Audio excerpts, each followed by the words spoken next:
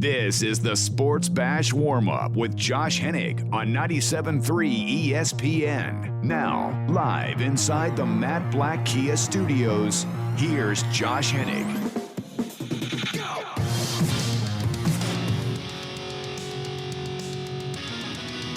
I think their odds of getting to the conference finals are higher if they stay at number 6. That isn't even to mention, they have this top 20 protected pick from the Oklahoma City Thunder owed to them as well. The Sixers are only a game and a half behind the Thunder, so we might get to a point toward the end of this shortened regular season where it behooves them to lose, because if they win, they would end up costing themselves a first-round pick. So they're going to have a lot of competing interests to juggle. That was Brian Toporek yesterday right here on 97.3 ESPN. We talking about the Sixers. Yeah, the Sixers got a lot of moving parts going on as they try to resume the NBA season at the end of July. But they're not the only sport resuming action this summer. The NHL is as well. I am Josh Hennig. This is the warm-up on 97.3 ESPN. And the text board is open for you at 609-403-0973 to get in the conversation.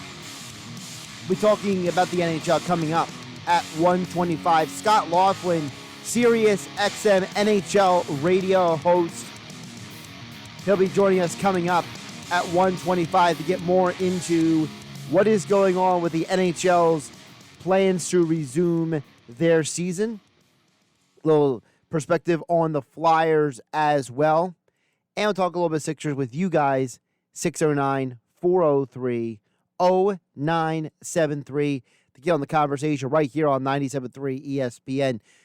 I wanted to start though with the Sixers because the Sixers and the Flyers are in completely different situations when it comes to their teams because of the fact that the Flyers have a beautiful opportunity to improve their positioning in the postseason.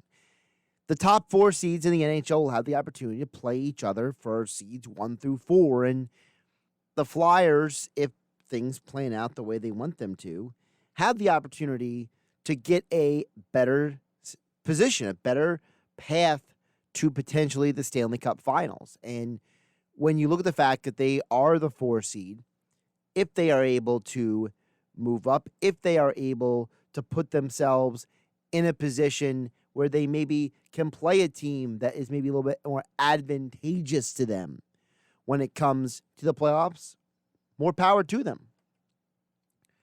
But the Sixers situation is much more tenuous. And as Brian Toporek mentioned yesterday on 97.3 ESPN, he talked about the fact that, look, the Sixers have 2 specific questions. Your path to getting to the conference finals versus also the interest of getting that compensatory first-round pick that's top 20 protected. Right now, the OKC Thunder are 1 game ahead of you at 40 and 24. You right now are 39 and 26. So they're 1 game ahead in the win column. What if the OKC Thunder and the Sixers end up in a situation where the Sixers don't get that pick? Feels like a waste, right? If the Sixers end up having a great run in this 8-game stretch when they return, and what if they have to face a team like the Heat in the first round and the Bucks in the second round? There's no advantage of moving up in the standings for home court advantage. If you're the Sixers, if you're not either the 6 seed or the 3 seed, you might not want to move up any more down. Because the 4-5 matchup, as we expect, we get the Bucks. And if the Sixers can avoid the Bucks until the conference finals, it might be advantageous to them. And I'm not the person to get up here and say, go out there and don't win games. I'm not that guy at all. But as Brian Toporek said yesterday, we talked about the fact that the Sixers, their best lineup may be the lineup they haven't played with at all this year.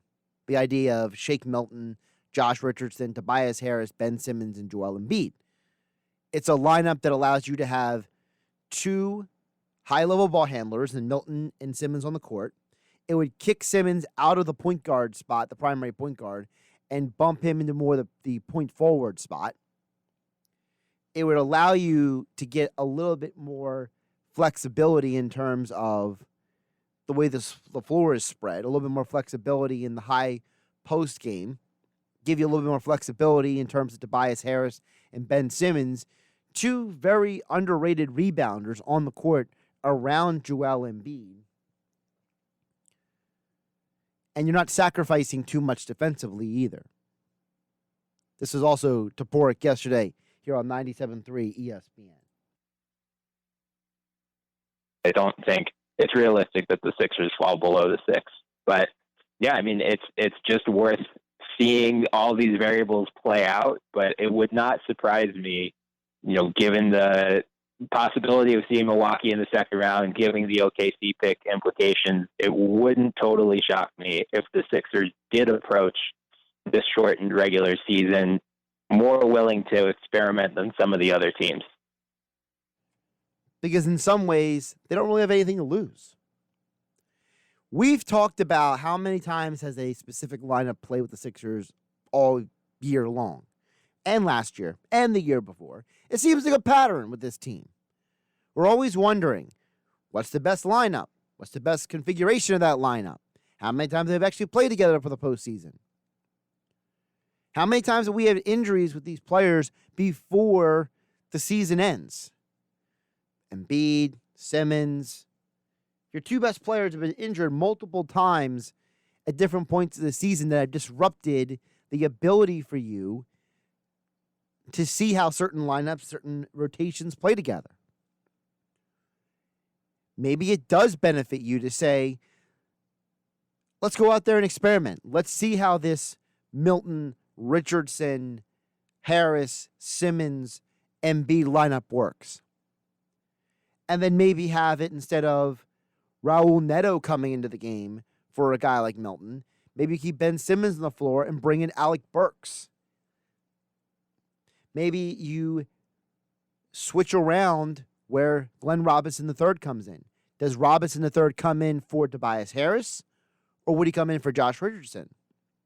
Would you leave Shake Milton on the floor and bring in Al Horford to play next to Embiid in the post? Or is Al Horford going to be the primary backup for Embiid? Do you limit Embiid's minutes in those 8 games, or do you limit Ben Simmons' minutes because he's coming off an injury in those 8 games?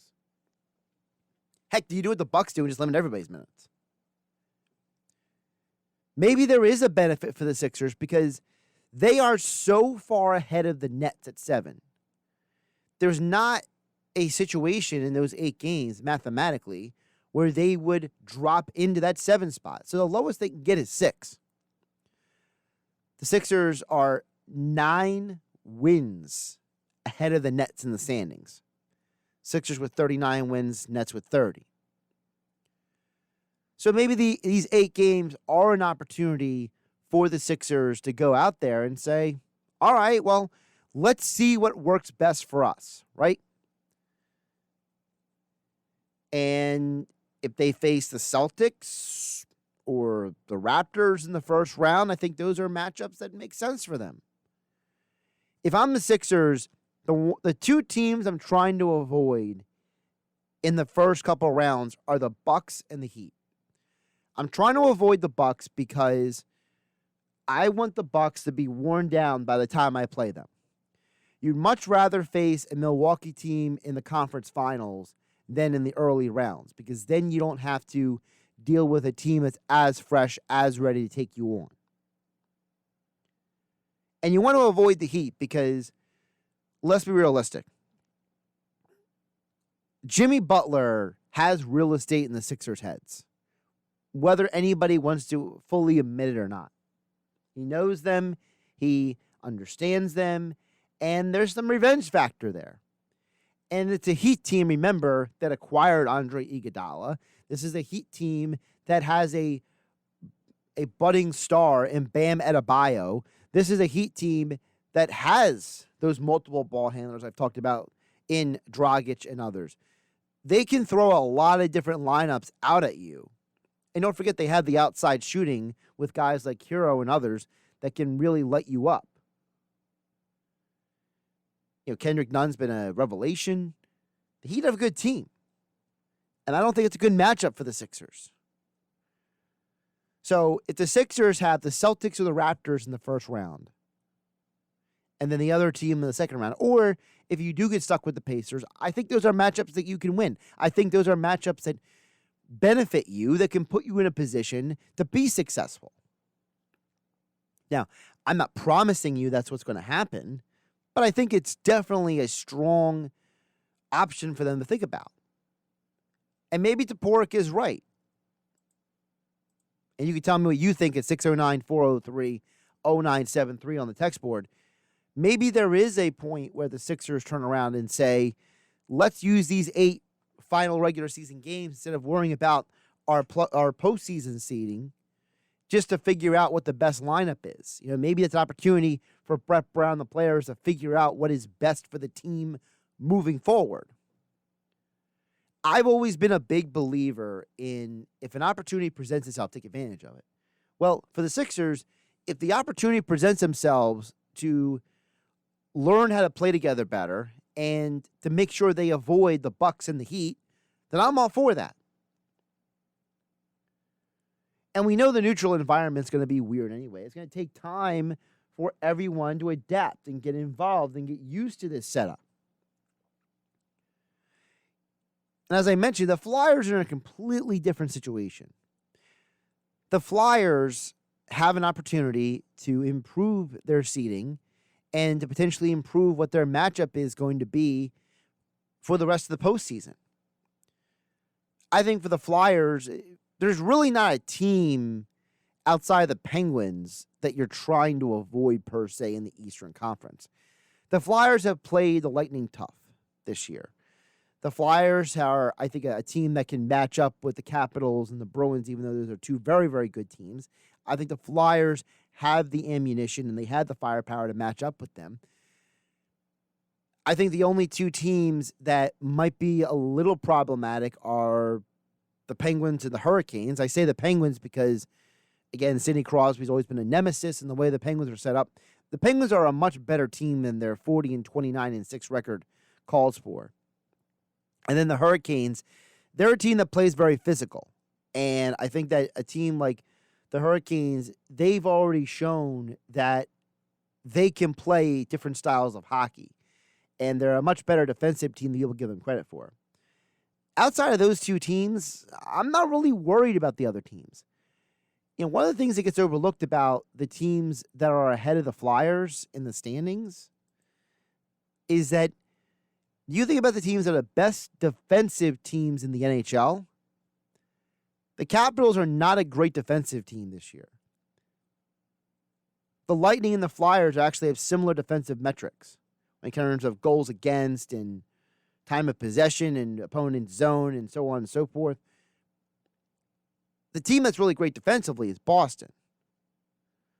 The problem for Boston is that they've already shown this year that they're a little sporadic in terms of scoring.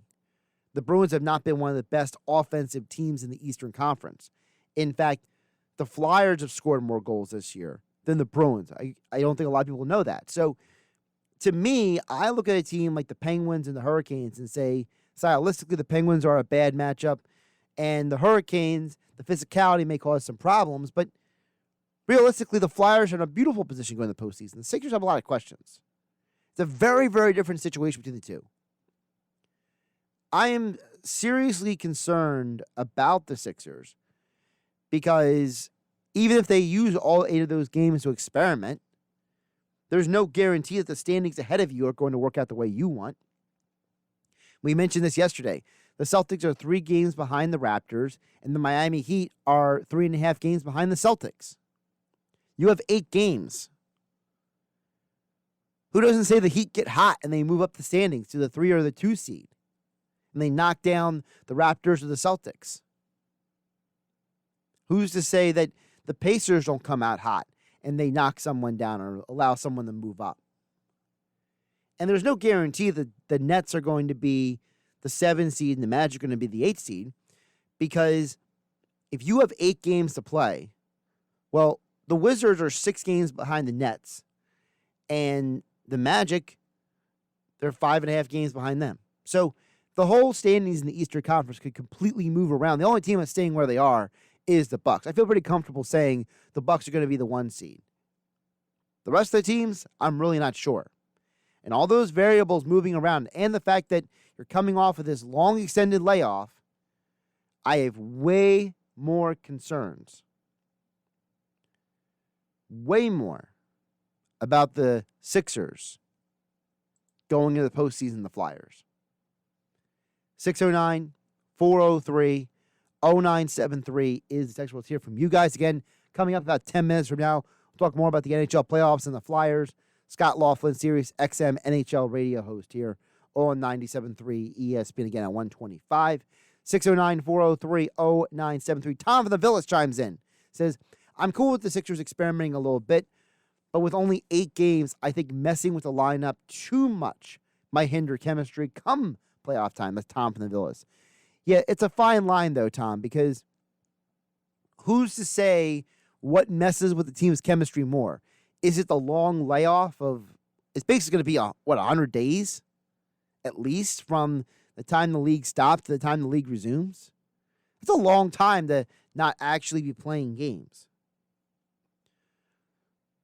So what's more of a hindrance? Is it the time off or is it the experimenting?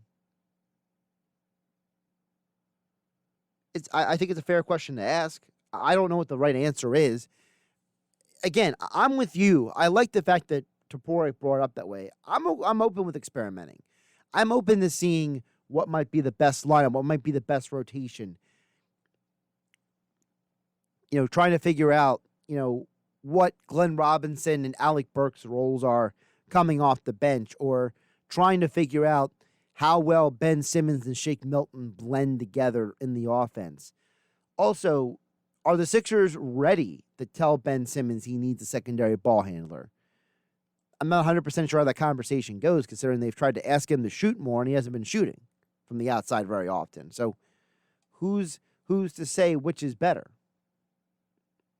609-403-0973 is the text board to get on the conversation.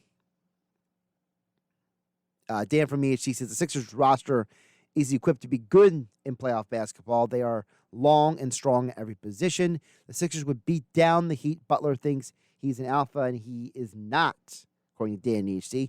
He will dribble, and take a bad contested shot. In most situations, he is not Jordan.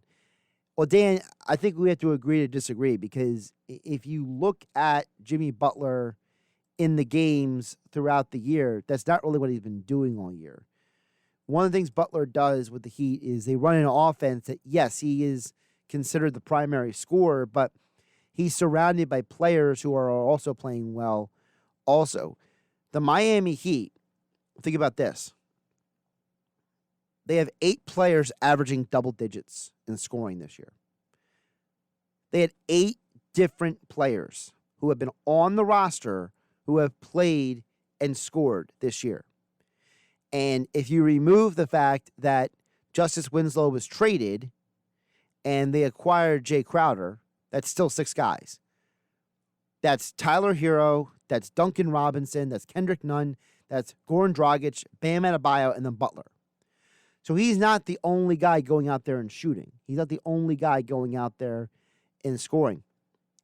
Furthermore, Jimmy Butler also leads the team in assists. So he's not just dribble and playing iso ball out there. He has 6.1 assists per game. And then Bam and Dragic both have 5 assists per game. So this is a team that's moving the ball. This is a team that's getting their teammates involved, because they like to play that inside-outside style of basketball. They slash the basket and the opportunity isn't there. They want to pass it out to guys like Robinson and Nunn and Hero on the outside to hit those threes.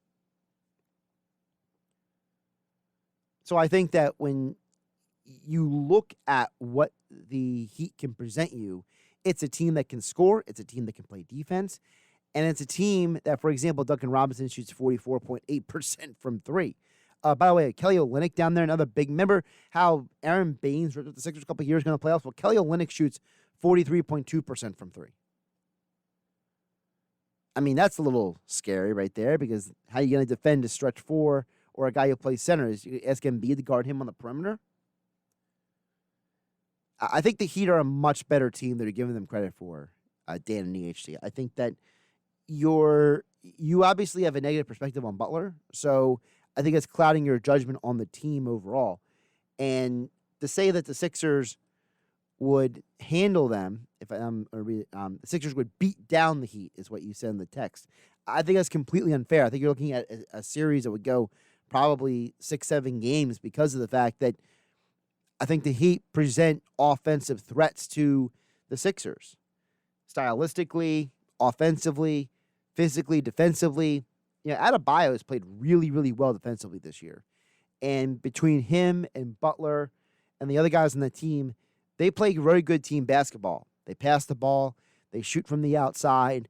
And we already know that one of the reasons why the Sixers had problems with the Raptors last year is because they played very good defense and they moved the ball all around very often, very quickly, very efficiently. Half the reason why the Raptors, again, won that series was because the Raptors were a team, not just because of Kawhi Leonard, but because they had Marc Gasol playing very good defense for Toronto. You had guys step up like Fred VanVleet and others in that playoff series. The Heat had those kind of guys that could step up too, and that scares me a little bit. I don't think we can discount what the other teams bring to the Sixers. Now, I agree with you. This is a Sixers team, Dan and EHC, that does have length. They're long. They're athletic. And I agree with you. I think that this is a team that's more well-constructed for a postseason run than a regular season win-loss record per se. But we got to figure out what the best combination of those players are before we guarantee that they're going to make a deep playoff run. Because on paper, you may look like a great team, but on the court, if the chemistry isn't there, then we're all going to be, calling for a lot of people to lose their jobs at the end of the season. That's for sure. Keep a text coming, 609-403-0973. As promised, coming up next, Scott Laughlin, SiriusXM NHL Radio, will join me. What is in store for the Flyers? What will the hub cities be? That and more. The NHL and the NBA are returning this summer. What can we expect? We'll talk about it right here next. Josh Hennig, The Warm-Up, 97.3 ESPN FM and the 97.3 ESPN mobile app, brought to you by First Bank of Sea Isle City.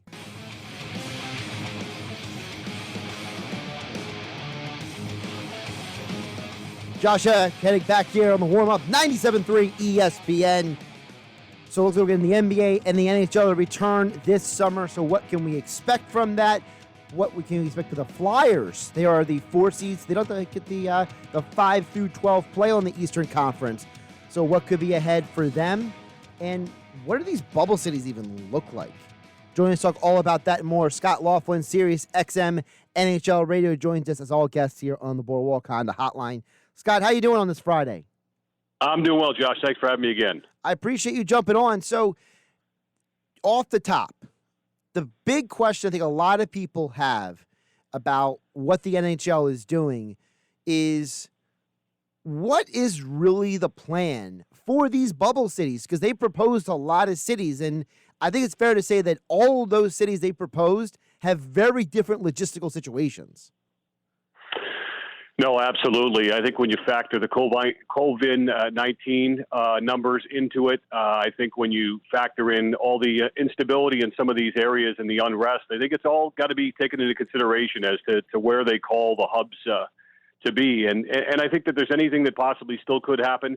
I think that's one of the reasons why the report came out yesterday that amidst the COVID-19 in particular, that maybe they'll take an extra couple of weeks before they get back for training camps, respectively, around the National Hockey League. So I think it's still really up in the air right now. And as we know, Josh, I mean, the way things have been going here for the past number of months, and this applies to sports and society in general, everything is a moving, fluid type situation that, they don't necessarily have to get at it right now, but you still have to come back with some sort of a formulated plan. I think they've got that. I think I like it the more I think about it. And by way of comparison to the NBA return to play, which I think is a little bit more confusing for sure, I think that once we get past the qualifying round in the Stanley Cup playoffs and get to the final 16 for the official postseason to begin, I think we're going to start to see the wares of something good and something creative. Speaking of creative, when they initially announced this 24-team format and with, the 5 through 12, they're jockeying for a position, and the 4 through 1 jockeying for a position. What did you think of it initially? Is it one of those things where you were like, hey, I really like this, I'm on board, or did you have to warm up to it a little bit?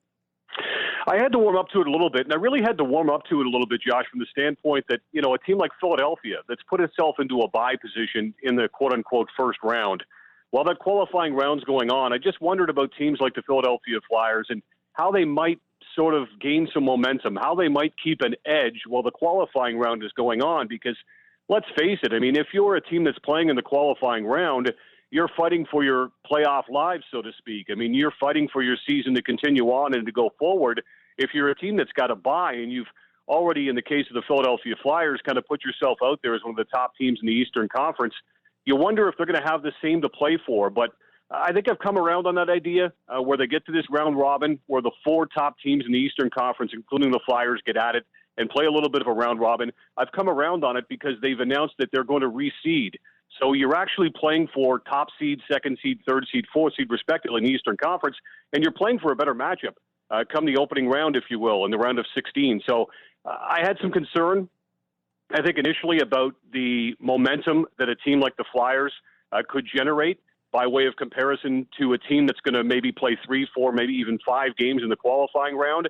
But I think that the qualifying round will be one thing, and the teams that are competing for the bye will be another. I think both will have momentum. Both will have the edge going in when it comes to getting back up to snuff physically, because I think that the teams like the Flyers are going to have something to play for now that they've officially announced that they're going to reseed and not necessarily go by the brackets like it's been the case for a number of years now. You mentioned the Flyers. To me, I think they're in a wonderful position because I think that the way they've played this year, Alain Vigneault has done an incredible job at really bringing all the pieces together. We know Carter Hart's an up-and-coming star. Them and then 4 through 1 spot really gives them an opportunity to get some really favorable matchups potentially in the first couple rounds. I like this team. I like where this team's at right now. I like the future of this hockey team because I've seen some really good things happening this season. Number one, AV coming in. It didn't take long for the Flyers to respond to him. I think the relationship has been great from the get-go. He seems to have a good working relationship with the media, and that's never been in doubt with Alain Vigneault, who's a very personable type guy for sure. He's also the type of guy, Josh, too, around the National Hockey League that players generally over the years have said that they enjoy playing for. Yes, he's going to hold you accountable, but he is the type of guy that will be able to communicate with today's player, which I think is very, very important. I like what Ron Hextall first did. I know towards the end, Flyers fans were getting a little bit impatient with Ron Hextall, who said when he came back from Los Angeles that he was prepared to be patient, to draft well, to develop the players well, and eventually they'd reap the benefits of all that. I think the Flyers are starting to see some of what Ron Hextall was promoting, and I like the fact that Chuck Fletcher has gone out and he has built upon what Ron had established, and he supplemented some of the youth on this team with the likes of a Hayes up front, and I think with the likes of a Justin Braun and a Matt Niskanen on the blue line, that has insulated a kid like Provorov. That's insulated a guy like Travis Sanheim. That's allowed them perhaps to play in more realistic type minutes in different types of situations from that standpoint because they have the experience now on the back end. Then you mix that all in with a competitive, viable veteran backup in Brian Elliott, who's been good when he's had to be. And, of course, Carter Hart has been as advertised. So where this organization is right now is pretty good, and I think it's got a potential down the road to be great, knowing that some of these guys have stepped forward. They had hoped that the succession plan would include Konechny and Couturier taking the keys to the kingdom from the likes of Jake Voracek and the captain Claude Giroux, and I think that's exactly, Josh, what's happening so far in Philadelphia.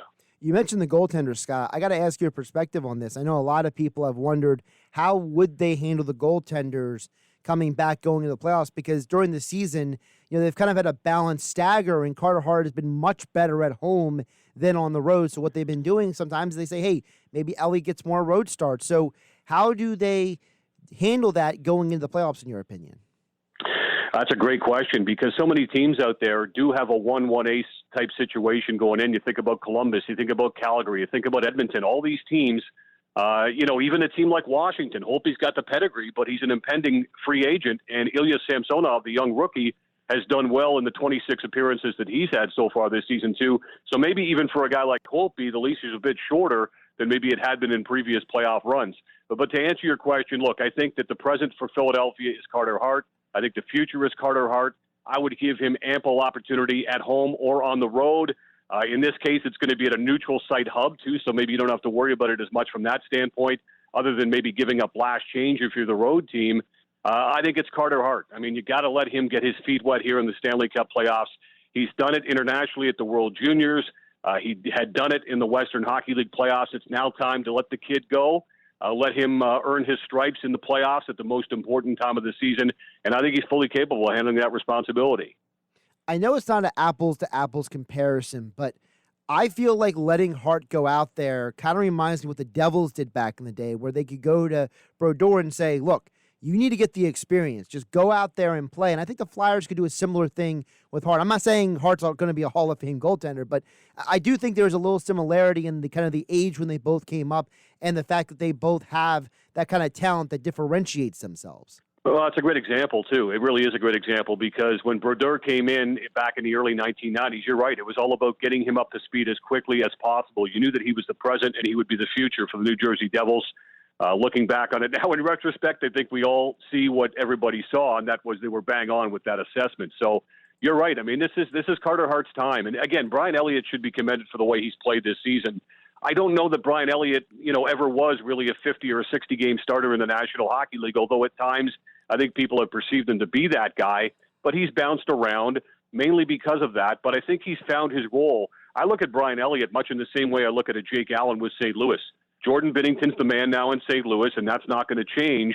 But if you need somebody to run with it for a couple of weeks or for a couple of games, Jake Allen has proven that he can be that guy, that 1A compliment that Brian Elliott has turned out to be in Philadelphia. Scott Laughlin joining us here on the Boardwalk on the hotline on 97.3 ESPN, SiriusXM NHL Radio. Scott, the 5 through 12 teams in both conferences, is there a team in those groupings? Because we know there's been numerous times now that teams that have been either an 8-seed or in that lower 4 that have gone on and won Stanley Cups, or at least going on and basically upset the entire setup of the playoffs. So is there a team in those 5 through 12s that you point to, like, let me tell you something, you better watch out? I got to say, let's take it over to the Western Conference. I got to say that 12 seed in the Western Conference, Josh, is pretty dangerous. I'm talking about the Chicago Blackhawks. The Blackhawks teased us pretty much all season long. They would drop 4 to 5, and then suddenly they'd win 6 out of 7. I looked at the Blackhawks in the same way I looked at Jason Voorhees from the Friday the 13th movies. Just when you thought that it was done, hey, here comes the hand out of the water at the end of the movie, and you knew there was another sequel coming to that series. I looked at Chicago the same way all season long. They got a break, granted, in the fact that they're actually in the 2014 playoff format to begin with. They were thrown a bit of a bone that way from the National Hockey League. That said, when you look at their nucleus and you look at Taves and you look at Kane and you look at Duncan Keith and you look at Corey Crawford in particular, you look at those guys, Brandon Saad, you can throw him in as well, guys that have won Stanley Cups before and guys that get a new lease on life against an Edmonton Oilers team that's not that proven when it comes to playoff success. They've got McDavid, they've got Draisaitl. Beyond that, we're not quite sure what you're going to get from the Edmonton Oilers on a nightly basis. So I think Chicago could be a very dangerous team in the Western Conference if they get through that qualifying round. Not sure, of course, after the reseeding whom they're going to match up with in the round of 16, but Chicago, based on reputation and pedigree and some of the future Hockey Hall of Famers that we alluded to here, at least I alluded to here, Josh, that's one dangerous team, the Chicago Blackhawks. And what about a team in the East of that 5 through 12? Well, I tell you what, I mean, I just look at the Eastern Conference in general as pretty much a bit of a crapshoot because I think that Boston clearly had separated itself to be the best team, not only in the Eastern Conference, but I think in the National Hockey League as well. And they did have to give a little bit to get into this format. They had a 6-point lead on their nearest competitors in the race for the President's Trophy. That's the team I'd probably worry about the most in terms of whether or not, as a veteran-laden team with future Hockey Hall of Famers themselves, by the way, that they can step on the gas again in case they might be vulnerable. I think the Tampa Bay's got a lot to prove. You just run up and down the list there. I think Toronto Columbus is basically a coin flip at this point. In fact, at this point, I'd probably side with the Blue Jackets to win it too. So I don't know. I just look at the Eastern Conference as being pretty wide open, but the 4 teams that got the bye are there for a reason. They were the best during the regular season. And then you go from there and you see who can kind of regenerate and get things going again, knowing full well that we're going to be going into these series, knowing that everybody is pretty much healthy. Everybody's starting from the same starting block. It's almost going to be like a new season altogether. If you're a goaltender or a team that's had a history of slow starts, you have a slow start this time around. All of a sudden, you're sitting around for the next 4 or 5 months waiting for next season to begin. Scott, another topic that we've been talking about a lot this week, and we haven't had a lot of context on the NHL front on this point, is obviously it's been a lot in the news. We've been talking about it down here, is what's been going on with the main 3 sports that are in discussion, which is baseball, hockey, and basketball. And Gary Bettman said something very interesting with the financial thing, because in baseball, they're arguing basically over millions of dollars. Yeah. Basketball, the players are basically saying, we're working with the league, we got this. Well, I saw an interview with Gary Bettman. He said, look, we've negotiated our financial situation, so it's basically structured. There's really no discussion. How did hockey get to that point, Scott? Because it was just, 15 years ago, there was a whole season lost.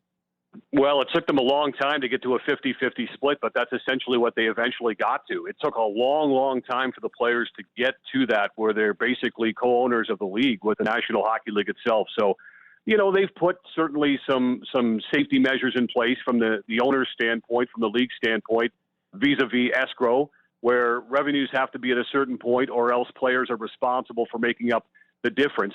But essentially looking at a 50-50 split. And that's why it is impressive, not only, as you say, what the NBA's done, but what the NHL's done. I mean, I got to think baseball has got to come back, even if it's for 50 or 60 games. I mean, given the landscape and the environment right now with people losing their jobs left, right, and center, and the economy, of course, taking a huge hit for obvious reasons, I got to think baseball's smart enough to figure out some way to at least get on the field to play for a couple of months.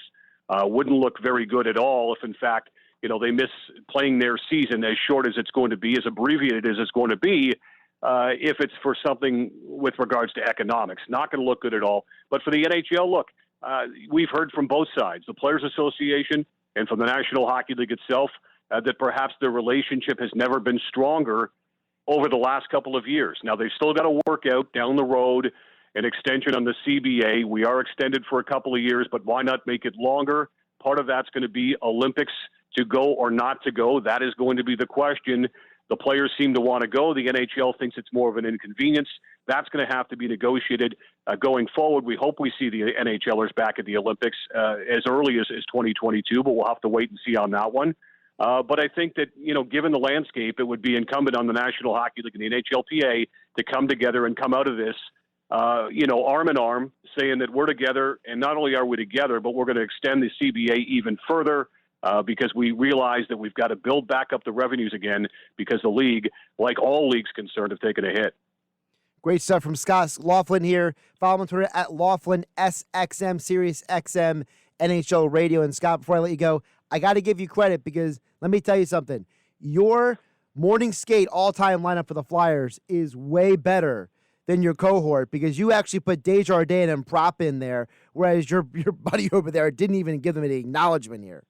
Well, I think he was harkening back to the Cup years and wanted to recognize Joe and Jimmy, and that's all well and good. They were fantastic Flyers back in the day, but I mean, you want to talk about the numbers that Prop put up. I mean, first in junior hockey and then in the NHL with the Flyers mainly, of course. I couldn't overlook that. And Eric Desjardins, look at the numbers. I mean, Eric Desjardins had a great run with the Canadiens, and then that trade with Montreal brought him to Philly. And yeah, I certainly could not overlook him at all when it came to the back end for the Philadelphia Flyers.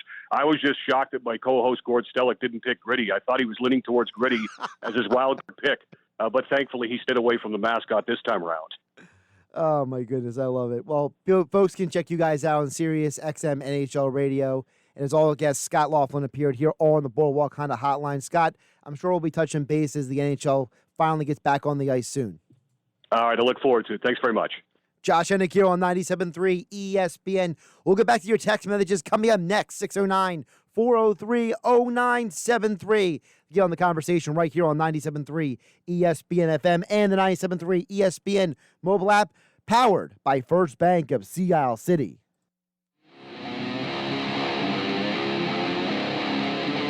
Josh Hennig back here on 97.3 ESPN.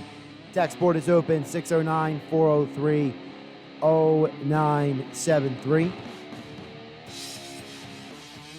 Get on the conversation. Before we get back to text board, hey, listen, if you didn't believe me and my belief in the Flyers, I think Scott Laughlin gave you a lot to like right there. A lot of positives with the Flyers right there from Scott Laughlin at SiriusXM NHL Radio here on 97.3 ESPN. He likes a lot of what they got to offer. Look, I'm excited with sports coming back, but like I said, I feel like the Flyer situation is just so much different than the Sixers, because with the NBA is having 8 regular season games, quote unquote, and then they're going to go into the playoffs. The NHL basically has already said, look, the regular season's done. Now we're just, here are the teams that are going in, and let's go. So it's a little bit different situation. I am curious to see what the hub cities are going to be, because, the NHL, there's a huge difference between some of those cities. And I know personally I like the Columbus model because of how everything is so close together with the hotels and the arena versus the convention center. But I understand whatever setup that they do. Obviously they'll have their reasons. Just there's a big difference between Toronto and Columbus. Just logistics and the environment of the city and how things are spread out and the amount of people who live in the city. Personally, if I was the NHL and if all things were equal, I would probably make my 2 hub cities Columbus and Vancouver. Columbus because the arena and the convention center and all the main hotels are all within basically walking distance of each other. You don't have to travel very far, and you can insulate that environment pretty well. And we know that the governor of Ohio has things pretty much in hand in Ohio when it comes to everything in his state.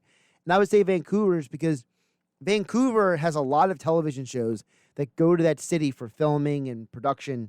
And if they're able to insulate those shows from anybody getting any, sneak peeks or inside information or infiltrating the set, you don't think that the NHL can isolate themselves in that city? Come on. It's realistic. But hey, those are just my opinions. Watch the NHL pick 2 totally different cities, and it won't even matter what my opinion was. 609-403-0973 is text board. Back to the text. Dan from EHT checks in and says, all I remember from last season was Butler running out 3 straight shot clocks against Toronto. Pass the ball, please. Well, let's remember, the Sixers last year are a very different situation than the team this year, plus what Butler is doing with Miami. Think about it this way. Last year, there were 2 problems the Sixers had. Number one, Joel Embiid was sparsely available during that series. You remember the whole thing where, he was coming off the injury previously, and then he had the stomach flu or the virus or whatever was going on. I'm not even fully sure what was going on with his health, but maybe he just ate something bad or he actually got a virus. Who knows? But remember, he wasn't 100% healthy that series, so the Sixers' offense in general was a little bit off that entire series, and JJ Redick was a bit streaky at times, and I don't think Ben and Jimmy ever bought into the idea of playing with each other. I think that they were 2 very different players who, while they may have been kindred spirits defensively, offensively, I think Jimmy and Ben viewed each other very differently, and they had very intense competing interests in how the offense was run. And I think that because of that, that's part of the reason why it didn't work out very well. And I'm not saying Jimmy wasn't culpable for how some of the possessions went, not just what you're talking about, but in the whole series.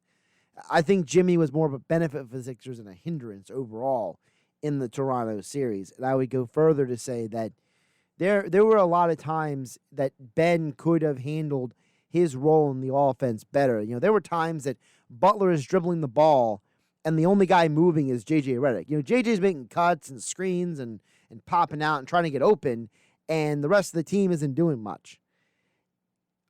I don't know if that's because that was what the play that was called.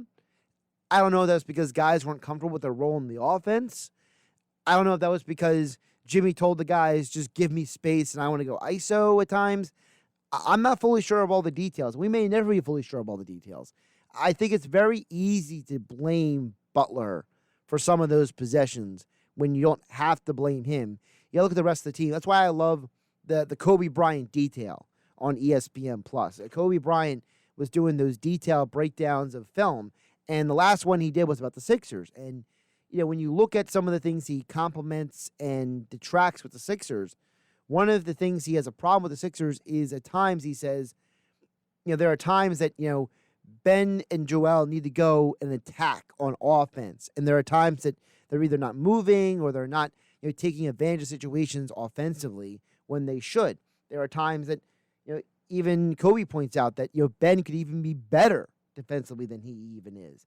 And when you watch those kind of film breakdowns, it's very interesting to see how these little things, if a guy would have, screened at the right time, or if there was a little bit more movement, that how an offense can work that much more efficiently.